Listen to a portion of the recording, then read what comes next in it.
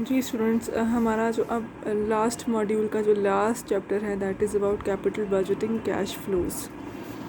अब यहाँ हमने कुछ बातें हमने ऑलरेडी कर ली हुई ना कैपिटल बजटिंग टेक्निक के अंदर के कैश इनफ्लोज होते हैं, क्या इनिशियल इन्वेस्टमेंट होती है, तो यहाँ पर उन्हीं की ही डिस्क्रिप्शन है। वो जो कैश फ्लोज थे ना हमारे वहाँ पर, हम उन्हीं को तफसील से पढ़ रहे हैं यहाँ पर। तो वह नाम लेता है उसको रेलिवेंट कैश फ्लोज का।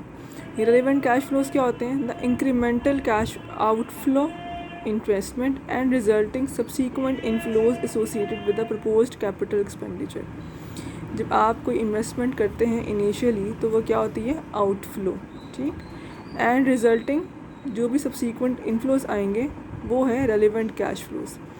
अब उसने वर्ड लिखा हुआ है इंक्रीमेंटल का। यहाँ पर इंक्रीमेंटल मतलब होता है एडिशनल, राइट। और उसने डिफाइन भी कर दिया है the additional cash flows, it can be outflows or inflows expected to result from a proposed capital expenditure। जब भी आप कोई कैपिटल एक्सपेंडिचर करेंगे, कोई भी कोई प्लांट ख़रीदना है, कोई भी आपने नया इक्विपमेंट लगाना है, या कोई आपने नई बिल्डिंग या कोई नया ऑपरेशन स्टार्ट करना है, तो जो भी यहाँ पे कैश फ्लोज होंगे, आउटफ्लो और इनफ्लो, उन दोनों के बारे में बात हो रही है। वो है आपके रेलिवेंट कैश फ्लोज और इंक्रीमेंटल कैश फ्लोज, राइट। अब आती हूँ towards the major cash flow components. There are three different major kind of cash flow components. The one is initial investment, जिसको हम जानते हैं जब भी आप काम स्टार्ट करते हैं, कोई भी आपने कैपिटल एक्सपेंडिचर किया होगा, that is your initial expenditure. फिर है जी ऑपरेटिंग कैश फ्लोज, विच में भी इनफ्लोज और आउटफ्लोज। अब ये ऑपरेटिंग कैश फ्लोज कौन से हैं? ये जो हमें अभी हम लोगों ने क्वेश्चंस किए ना, वो कहते हैं कि जी आपको हर साल इतने कैश मिलेगा, that is your operating cash flows. At times आपको कैश नहीं भी मिल रहा होता, लॉसेस भी हो सकते हैं ना, तो वो आपका कैश आउटफ्लो हो जाएगा। और लास्टली है जी terminal cash flow. Terminal cash flow क्या होता है? कि आप किसी प्रोजेक्ट को ख़त्म कर रहे हैं, डिज़ोल्व कर रहे हैं, वाइंड अप कर रहे हैं। कंपनी वाइंड अप भी हो सकती है, लेकिन लेट्स से कि आपके 3 ब्रांचेस थी, आप एक ब्रांच ख़त्म कर रहे हैं, तो उसके जो साथ लिंक्ड अप जितने भी कैश फ्लोज होंगे उसे हम नाम देंगे टर्मिनल कैश फ्लो। इससे क्या आइडिया हुआ कि इनिशियल इन्वेस्टमेंट वो कैश फ्लो है जो आपने जब स्टार्ट किया तब हुआ है। जो आपका ऑपरेटिंग कैश फ्लोज हैं वो सब्सीक्वेंट पीरियोडिक जो कैश आ रहा है वो है। और टर्मिनल एक बार होगा जब आप उसको लिक्विडेट करेंगे, वाइंड अप कर रहे होंगे, ठीक। ये उसने डायग्राम बना के दिखाई हुई है यहाँ पर। इनिशियल इन्वेस्टमेंट और ये सारे जो एंड ऑफ ईयर आपको कैश फ्लोज आ रहे हैं that are operating cash flows. और जो लास्ट में जो आपने यहाँ पे ख़त्म किया है, डिज़ोल्व किया होगा, वो है आपके लिए टर्मिनल कैश फ्लो। अब मैं चलती हूँ, इसको मैं फर्दर डिफ़ाइन नहीं कर रही हूँ कि बहुत सिंपल सी बातें हैं, तो ये आप पढ़ लीजिएगा यहाँ से। अब मैं चलती हूँ towards the expansion versus replacement decisions. जब भी हम कैपिटल एक्सपेंडिचर करते हैं तो there are 2 kind of situations, the one is expansion, हम एक्सपैंड करना चाह रहे हैं, हमने एक नया नया ऑपरेशन खोल लिया, नई फैक्ट्री आउटलेट बना लिया, नई ब्रांच खोली, दैट इज़ एक्सपेंशन। कि ऑलरेडी एग्जिस्टेड स्ट्रक्चर मौजूद है, हम एडिशन करने जा रहे हैं, दैट इज़ एक्सपेंशन। और दूसरा है रिप्लेसमेंट। अब रिप्लेसमेंट क्या होती है कि आप एक को, जैसे करंट को आप सेल आउट कर दो, ठीक है, और नया कैपिटल एक्सपेंडिचर लगा दो, ठीक। एक्सपेंशन का काम बड़ा आसान होता है कि जो आ रहा है सो है, वो तो एग्जिस्टिंग है, अवेलेबल है। अब जो भी नया होगा उसको हम ऐड कर लेंगे, जो भी करंट, जो भी नए हैं एक्सपेंशन से, जो भी नए सिस्टम के कैश फ्लोज हैं उसको हम ऐड कर देंगे, दैट इज़ एक्सपेंशन। रिप्लेसमेंट में क्या है कि जो पहले वाले हैं जिसको हम रिप्लेस कर रहे हैं उनको बेचेंगे ना, तो उनको बेचने से जो कैश इनफ्लो आ रहा है उसको भी हमने एडजस्ट ऑफ करना है। नया कैपिटल एक्सपेंडिचर भी इनकर कर रहे होगे ना आप, जैसे आपने नई इन्वेस्टमेंट की है, नई इनिशियल इन्वेस्टमेंट हुई है, लेकिन वो जो नई वाली इनिशियल इन्वेस्टमेंट हुई है वो खाली रॉ इन्वेस्टमेंट नहीं है, आपने पहले वाले कैश इनफ्लोज को रिसीव किया और अब लगाई है।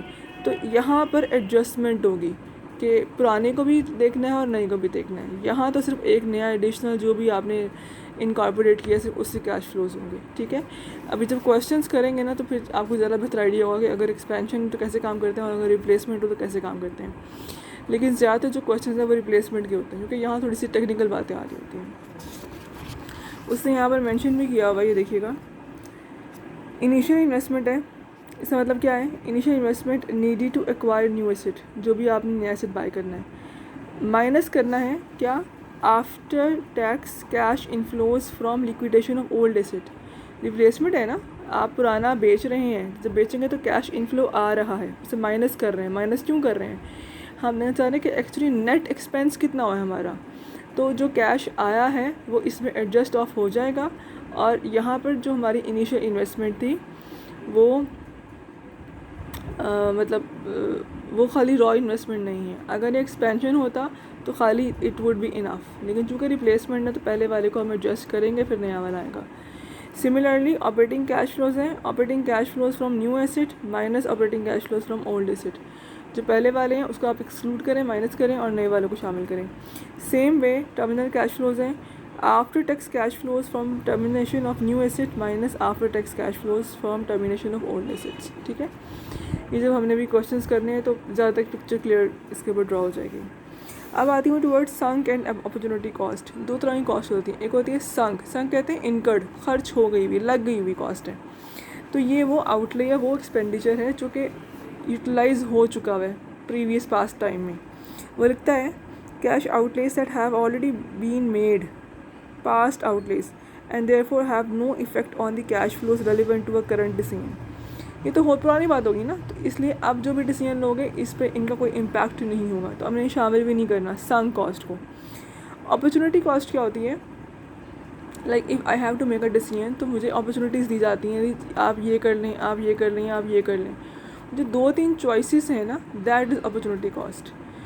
कि मैं क्या मैं देखो ना, 3 में से किसी एक को चूज़ कर रही हूँ, तो जिसको मैं मिस कर रही हूँ, इसको स्किप कर रही हूँ, दैट वाज माय अपॉर्चुनिटी कि मैं वहाँ से कुछ ले सकती थी। वो लिखते हैं जी opportunity cost cash flows that could be realised from the best alternative use of an asset that is already in place. कि हम उसको जो बेस्ट एक ऑप्शन पे इस्तेमाल करते तो जो हमें कैश फ्लो होता, that is your opportunity cost. They therefore represent cash flows that will not be realized as a result of employing that asset in the proposed project. Thus, any opportunity cost should be included as cash outflows when one is determining a project's incremental cash flows. ठीक है, मतलब इसको हमने शामिल करना है और संक cost को शामिल नहीं करना, क्योंकि वो तो पुराने हिसाब किताब ख़त्म हो चुके हैं। ये वो हैं जो हमें अपॉर्चुनिटी थी लेकिन हमने उसे शामिल नहीं किया। दैट मीन्स कि ये हो सकता था, प्रॉबेबल है, तो ये एक कह लो कि ऑप्शन है, अपॉर्चुनिटी है और इसको हम अवेल कर सकते थे। हमने ऑब्वियसली 4 ऑप्शन अगर अवेलेबल होंगी ना तो हम चारों को इस्तेमाल नहीं कर सकते, ज़ाहिर है हम किसी एक को पिक करेंगे।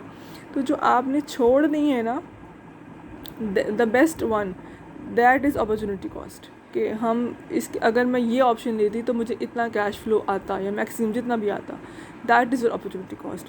तो हम जो भी इंक्रीमेंटल कैश फ्लोज में हम संक कॉस्ट को नहीं लेते, हम अपॉर्चुनिटी कॉस्ट को लेते हैं the best possible cash flows को डिपिक्ट करने के लिए, राइट। तो अब मैं चलती हूँ टुवर्ड्स द क्वेश्चंस।